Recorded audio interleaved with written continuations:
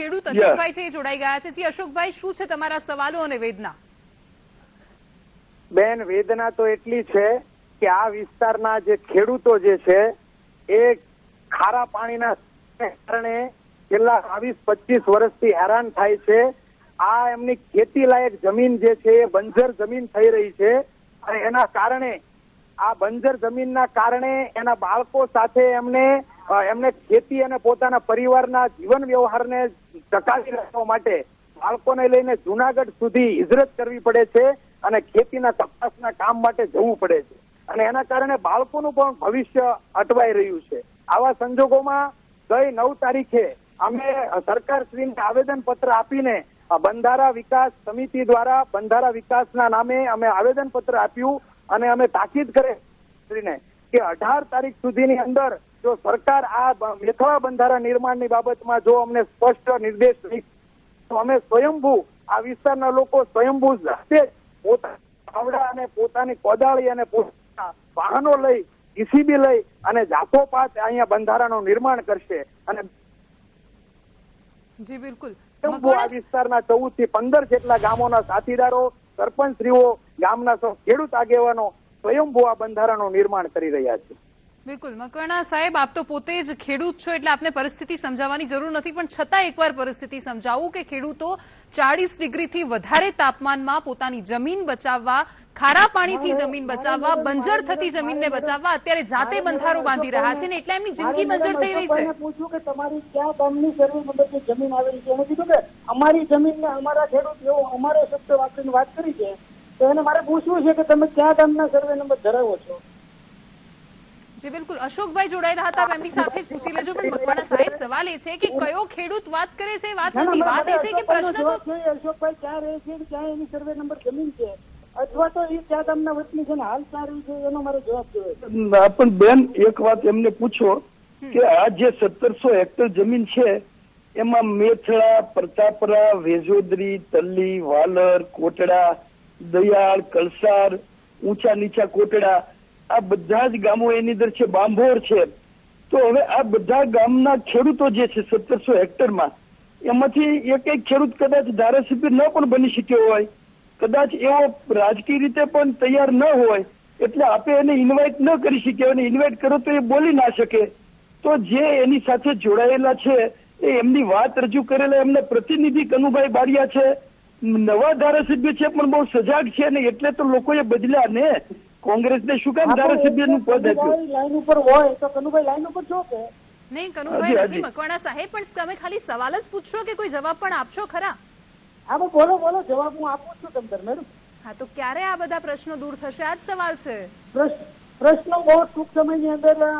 અને આ ટૂંક સમય ક્યારે આવશે? અને મોટું ડેપ્યુટેશન અહીંયા મુખ્યમંત્રીશ્રીને મળવા માટે છે. હું 15 દિવસમાં મુખ્યમંત્રીશ્રી સાથે બધાની મીટિંગ કરાવું છું ગાંધીનગરમાં. હા, તો મકવાણા સાહેબ, ટૂંક સમય એટલે કેટલો સમય? બરાબર. હા, ટૂંક સમય એટલે કેટલો સમય?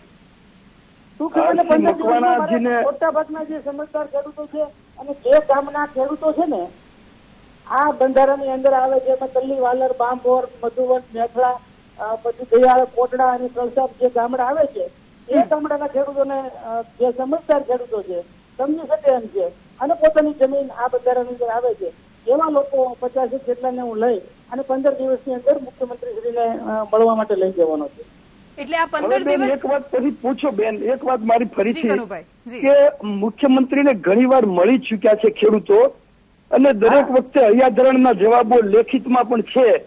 અગાઉ ઘણી બધી સભાઓ અને પદયાત્રાઓ મેથળા સુધી અમારી થઈ છે, મેથળામાં, પ્રતાપરામાં, વેસોદરીમાં, બધી જગ્યાએ. હવે ખેડૂતોને બે બાજુની ફિકર થઈ એટલે બંધારો જાતે બનાવવાની. કે બે બાજુની ફિકર એ કે હવે નહીં બને ને તો અલ્ટ્રાટેક આ બધું લઈ જશે અને માઇનિંગ કરવા માંડશે. હજી અલ્ટ્રાટેકે માઇનિંગ ચાલુ નથી કરી. તમે આરસીભાઈને પૂછો, મકવાણાજીને પૂછો કે અલ્ટ્રાટેક એનું માઇનિંગ રદ કરી દેશે એના માટે પોઝિટિવ હોય તો ધીરજ, હજી પણ ખેડૂતો ધીરજ રાખીને બેઠા છે, હજી ધીરજ રાખીએ, બંધારો સરકાર બનાવી આપે. બિલકુલ. અશોકભાઈ આપણી સાથે જોડાયેલા છે જે ખેડૂત હતા. અશોકભાઈ, આપના તો ખેડૂત હોવા સામે જ આરસી મકવાણા સવાલ ઉઠાવી રહ્યા છે, પહેલા એમને જવાબ આપો. હલો, ખેડૂત જે હોવાની બાબતમાં હું, મારું ગામ જે છે મહુવા તાલુકાનું ગામ છે, મારે આ બંધારાના કામો છે પરંતુ આજે કાંઠા વિસ્તારના જે ગામો છે એની અંદર સૌથી વધારે કોળી સમાજના લોકો રહે છે. એટલે હું કોળી સમાજના યુવાન તરીકે હું આ બધા ખેડૂતોને મદદ કરવા માટે છેલ્લા 15 દિવસથી કાર્યરત છું. પરંતુ કોળી સમાજના 15 દિવસ કોળી સમાજના મતથી ચૂંટાયેલા આરસીભાઈ મકવાણા આ વિસ્તારના કોઈ આગેવાનો આવ્યા નથી. એટલા માટે ખરેખર ખેડૂત તરીકેનો જો એમનો પ્રશ્ન હોય તો એ તો આ વિસ્તારના ધારાસભ્ય છે. એટલે એમણે તો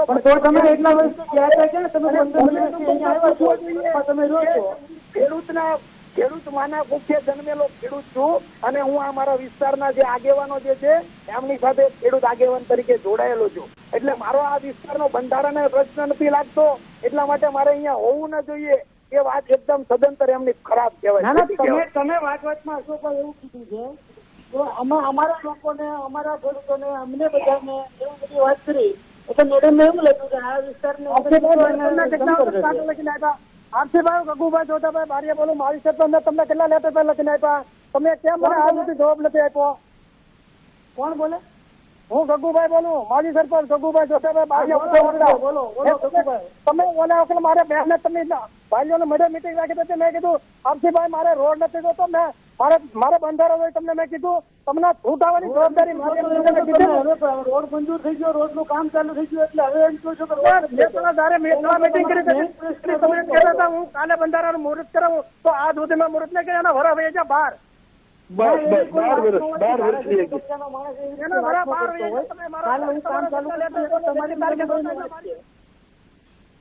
મકવાણા સાહેબ હવે આજે સવાલ મકવાણા સાહેબ મારે એક વાત હજી સવાલ કરે છે.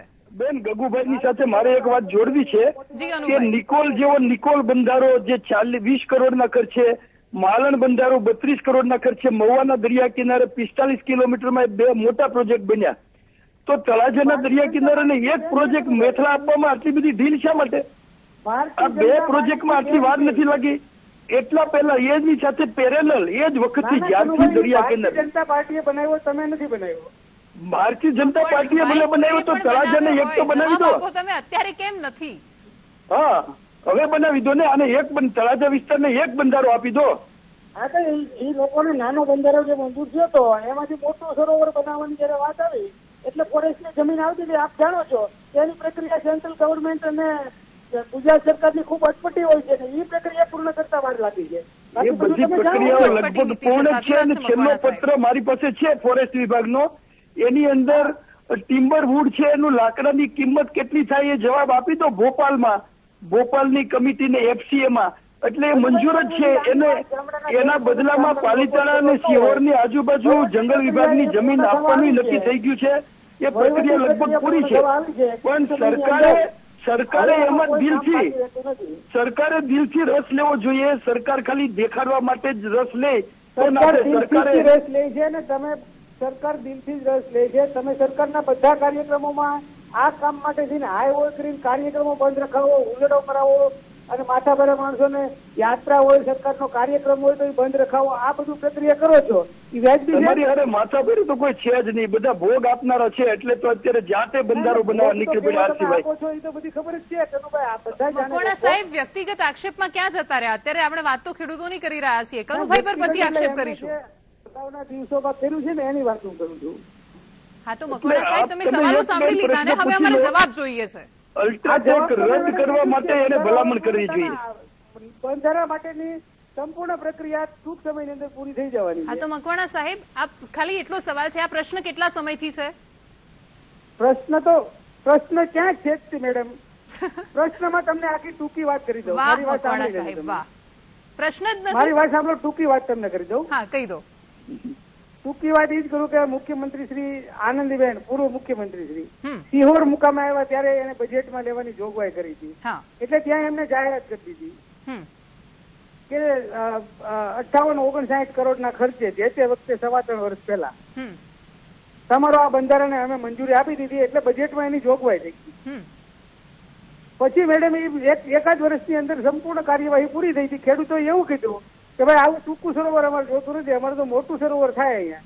એના માટે એટલે એમાં જંગલ આવતું હતું. કનુભાઈ જાણે છે પોતે, લાઈન ઉપર છે એટલે એને પૂછી લો તમે. તમે જવાબ આપી તો પછી પૂછીશું. પણ હવે જંગલ વિભાગની જમીન લેવાની કાર્યવાહી તો 4 વર્ષ છે ને, એમાં સીએમ નો ઓર્ડર થઈ ગયો. મોટું સરોવર જયારે મોટું સરોવર બનાવવાની વાત આવી એટલે ફોરેસ્ટની મોટા ભાગની જમીન એમાં આવતી હતી અને પ્રક્રિયા 10 વર્ષ પહેલા બેન ચાલુ થયેલી, 10 વર્ષ પહેલા ચાલુ થયેલી ને મેં પણ મારા લેટર પેડ ઉપર લખીને આપેલું છે કે જંગલ વિભાગની 500 ઉપર હેક્ટર જે જમીન જાય છે એ જમીન ડૂબે તો વાંધો નથી. જંગલ વિભાગના સેક્રેટરી ત્યારે નંદા સાહેબ હતા અને બહુ પોઝિટિવ હતા, એટલે સિંચાઈ વિભાગના જાદવ સાહેબ અને નંદા સાહેબની મિટિંગો થઈ હતી. હું પણ એમાં મધ્યસ્થીમાં હતો, સાથે જોડાયેલો લોકોને માટે થઈને, અને એ લોકોએ કીધું કે આ કરવા જેવું છે, જંગલને પણ ફાયદો છે, જંગલમાં ખારા પાણીને બદલે મીઠું પાણી મળે છે, અને એ પોઝિટિવલી ચાલ્યું. એટલે અત્યારે પોઝિટિવલી છે, પણ સરકારે એમાં જરાક કહેવું પડે કે ભાઈ ઝડપથી એને પૂરું કરો એટલે આ બંધારણનું કામ ચાલુ થઈ જાય. બિલકુલ કનુભાઈ, અહીંયા વાત જ જી કનુભાઈ, અહીંયા સવાલ જ એ છે કે સરકારો બદલાઈ, મુખ્યમંત્રી બદલાયા, સત્તા બદલાઈ, ચહેરા બદલાયા, પણ ચરિત્ર નથી બદલાયા, એટલે જ આ પરિસ્થિતિ છે. આરસી મકવાણાજી અને કનુભાઈ, આ બંનેનો આભાર અમારી સાથે જોડાવા બદલ ને આ તમામ સવાલોના કદાચ ન આપેલા જવાબ આપવા બદલ. તો અહીંયા પરિસ્થિતિ જે છે, વર્ષોથી અત્યારે વાતો કરવામાં આવે છે, પણ વિધાનસભામાં ખુદ સરકાર આ વાત સ્વીકારી ચૂકી છે, પણ કદાચ ધારાસભ્ય અજાણ છે. અમારી સાથે અમારા સંવાદદાતા હિરેન રાજગુરુ જોડાઈ ગયા છે. હિરેન, સરકાર સ્વીકારી ચૂકી છે, પણ ધારાસભ્ય કદાચ અજાણ છે. શું છે આખો મામલો? શું સ્વીકારવામાં આવ્યું હતું અને કેગનો રિપોર્ટ શું કહે છે? બિલકુલ દેવાંશી, જે રીતના આ મહુવા તાલુકા અને તળાજા તાલુકાના 14 ગામોની જો વાત છે, તો આ કાંઠા વિસ્તારમાં આવેલા ગામો છે કે જ્યાંની નદીઓ સુકાઈ ગઈ છે અને તેના કારણે દરિયાઈ જે ખારાશ છે તે ખારાશ આગળ વધી રહી છે. જે ખારાશ રોકવા માટે થઈ અને ક્ષાર નિયંત્રણ જે આખી યોજના હતી તે યોજના લાગુ કરવાની હતી, પરંતુ રાજ્ય સરકાર આ યોજના લાગુ કરવામાં સદંતર નિષ્ફળ નીવડી છે એવું ખુદ કેગના રિપોર્ટમાં ટાંકવામાં આવ્યું છે. 2 દિવસ પહેલા ગુજરાત વિધાનસભાની અંદર વર્ષ 2017નો જે કેગનો રિપોર્ટ રજૂ કરવામાં આવ્યો તેની અંદર સ્પષ્ટપણે લખવામાં આવ્યું છે કે આ ક્ષાર નિયંત્રણ યોજના અમલવારીમાં રાજ્ય સરકાર સદંતર નિષ્ફળ ગઈ છે. નિષ્ફળ ત્યાં સુધી ગઈ છે કે તેના જે અંદાજપત્રો હોય, તેની જે યોજનાનું પ્લાનિંગ હોય, તેના દસ્તાવેજ રજૂ કરવામાં પણ રાજ્ય સરકાર નિષ્ફળ ગઈ છે. આ ઉપરાંત જે બંધારા બાંધવાના હોય છે તે બંધારા બાંધવામાં પણ સરકાર નિષ્ફળ ગઈ છે. કેટલીક જગ્યાએ એવું પણ સામે આવ્યું છે, કેગના રિપોર્ટમાં તે નોંધાયું છે કે બંધારો બાંધવા માટે થઈ અને જમીન નક્કી કર્યા પહેલા જ કોન્ટ્રાક્ટ આપી દેવામાં આવ્યા છે, અને તેના કારણે આ જે યોજનાની જે રકમ વાપરવાની હોય છે તે રકમ ડબલ થઈ ગઈ છે. મહત્વની વાત છે કે મહુવા અને તળાજા તાલુકાના આ 14 ગામો છેલ્લા ઘણા સમયથી રજૂઆત કરી છે. રજૂઆત ક્યાં કરી છે? તો રજૂઆત સ્થાનિક લેવલે કલેક્ટરને પણ કરી છે, જે ગામના તલાટી મંત્રી હોય છે તેમને પણ રજૂઆત કરી છે, ધારાસભ્યને પણ રજૂઆત કરી છે, સરકારને પણ રજૂઆત કરી છે. સરકારે ન સાંભળ્યું, ધારાસભ્યએ ન સાંભળ્યું, સરકારી બાબુઓએ ન સાંભળ્યું, ત્યારે આ જે જગતનો તાત છે તે મેદાને આવ્યો છે. પોતાની જમીન બચાવવા માટે હાલ તે મજૂરી કરી રહ્યો છે અને તેની પડખે ઊભું છે સંદેશ ન્યૂઝ. સંદેશ ન્યૂઝ હર હંમેશ પોતાની જે સામાજિક જવાબદારી છે તે નિભાવવામાં અગ્રેસર રહે છે. પત્રકારત્વનો જે ધર્મ છે તે નિભાવવા માટે સંદેશ ન્યૂઝ અગ્રેસર હોય છે, અને એટલા માટે આ કિસ્સામાં પણ 14 ગામના ખેડૂતોની પડખે ઊભું રહ્યું છે સંદેશ ન્યૂઝ. અને સરકારી તંત્ર, સરકારના ચૂંટાયેલા પદાધિકારીઓ તેમજ જનતાએ જેને ચૂંટી અને પોતાનો અવાજ વિધાનસભામાં રજૂ કરવા માટે જેને મોકલ્યા છે તેવા ધારાસભ્યો ની સામે ઊભું છે સંદેશ ન્યૂઝ. તેમની પાસે જવાબ માંગી રહ્યું છે અને જવાબ માંગતું રહે જ્યાં સુધી સરકારી તંત્ર આની ઉપર પોતાનું કામગીરીની અમલવારી નહીં કરે ત્યાં સુધી સંદેશ ન્યૂઝ ઊભું રહે છે. મહત્વની વાત છે કે ક્ષાર નિયંત્રણ યોજના સમગ્ર ગુજરાત રાજ્યની અંદર લાગુ કરવાની છે, અને આ યોજના એટલા માટે જ છે કે જમીનમાં જે પાણીનું તળ છે તે નીચું જઈ રહ્યું છે, ફળદ્રુપ જમીન છે તે બગડી રહી છે, ખારાશના કારણે ક્ષાર આગળ વધી રહ્યો છે અને તેના કારણે ફળદ્રુપતા તેની ઘટી રહી છે. તેના કારણે થઈ અને કરોડો રૂપિયાની આ યોજના હતી, પરંતુ રાજ્ય સરકાર તેમાં નિષ્ફળ ગઈ છે. દેવાંશી જી હિરેન, બિલકુલ આપ અમારી સાથે જોડાયેલા રહેજો. એટલે સ્પષ્ટ રીતે જે આરસી મકવાણા કહીને ગયા એ વાત ક્યાંક અહીંયા લાગુ જ પડે છે કે દુઃખીના દુઃખની વાતો સુખી ના સમજી શકે, અને જો સુખી સમજ્યા હોત તો આ પરિસ્થિતિ જ ન હોત. કારણ કે ખારા પાણી રોકવા માટે બંધારો બાંધવા ખેડૂત મજબૂર બન્યો છે. 40 ડિગ્રી તાપમાન છે, સૂરજ માથે ધમધમી રહ્યો છે. અને નીચે ખેડૂતો નહીં, આ માત્ર જમીન નહીં, એમના જીવન બંજર બની રહ્યા છે, કારણ કે સંઘર્ષ કરી રહ્યા છે પોતાની જમીન માટે, સ્વખર્ચે બંધારો બાંધી રહ્યા છે. એમની જવાબદારીમાં નથી આવતું, ખેડૂતોની આ જવાબદારી જ નથી. આ જવાબદારી સરકારની છે, તંત્રની છે, આ બાબુઓની છે. પણ જો એમણે જવાબદારી નિભાવી હોત તો આ પ્રકારની પરિસ્થિતિનું નિર્માણ જ ન થયું હોત. જમીન બચાવવા માટે સૌરાષ્ટ્રના ખેડૂતો જાત સંઘર્ષ કરી રહ્યા છે, પોતાની જાતને હોમી રહ્યા છે. અને આ સવાલ કંઈ આજકાલનો નથી.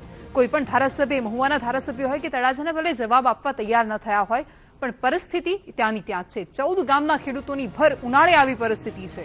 તળાજા અને મહુવાના કાંઠાના ગામોની દરિયા સામે જંગ છે. સીધા જ દરિયાની સામે લોકો બાથે ભીડ્યા છે. બગડ નદી પર મેથળા બંધારો બાંધવાની કામગીરી તેઓ કરી રહ્યા છે. ધૂમ ધકતા તાપમાં પણ ખેડૂતોની દરિયા સામેની જંગ જારી છે, પણ તેમની પડખે કોઈ ધારાસભ્ય નથી ઉભા.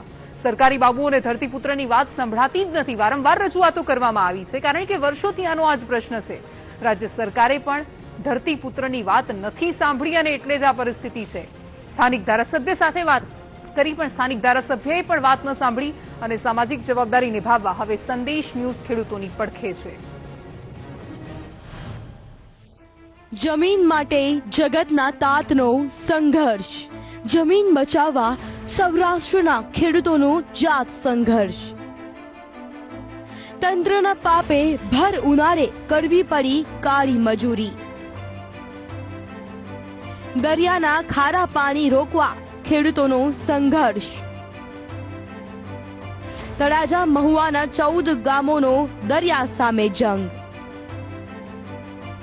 બગડ નદી પર મેથળા બંધારો બાંધવાની કામગીરી શરૂ. કોણ સાંભળશે ખેડૂતોનો જનસંઘર્ષ? ક્યાં સુધી જગતના તાતે કગરવું પડશે? કેમ આવેદનપત્રોની નથી થતી અસર? ક્યાં ગયા ચૂંટણી ટાણે આવતા નેતાઓ? સરકારી બાબુઓ કેમ નથી કરતા કામ? શું જમીનને નુકસાન થશે પછી કરશે કામ? શું હવે પોતાની જમીન માટે ખેડૂતોએ જ કરવું પડશે કામ? આખરે ક્યારે જાગશે નગરોળ તંત્ર? કોણ સાંભળશે જગતના તાતની વેદના? અત્યારે મોં ફાડીને ઉભો છે કે કોણ સાંભળશે જગતના તાતની વેદના.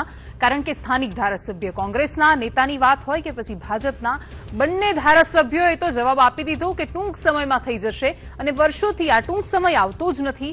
કારણ કે જે પ્રકારે ધારાસભ્યોએ જાતે સ્વીકાર્યું છે કે આનંદીબેન પટેલ આવ્યા હતા ત્યારે ઉદઘાટન કરવામાં આવ્યું હતું, બજેટ ફાળવામાં આવ્યા હતા, પણ વર્ષોથી આ સવાલ છે કે છેલ્લા 70 વર્ષથી ગરીબો માટે જ બજેટો ફળવાયા છે, પણ ગરીબ ગરીબ જ રહે છે. આ બજેટો જાય છે ક્યાં? અહીંયા જ સૌથી મોટો સવાલ આવે છે. કારણ કે ખેડૂત હોય કે સામાન્ય માણસ, પોતે તો સંઘર્ષ કરતો જ રહે છે પોતાની જમીન માટે અને પોતાના અત્યારે એ વાત માટે. અને અત્યારે સવાલ એ છે, સીધો જ આપણે ખેડૂતોનો અવાજ સાંભળીશું, જે લોકો પોતાની વેદના ઉભી કરી રહ્યા છે અને સવાલો ઉભા કરી રહ્યા છે.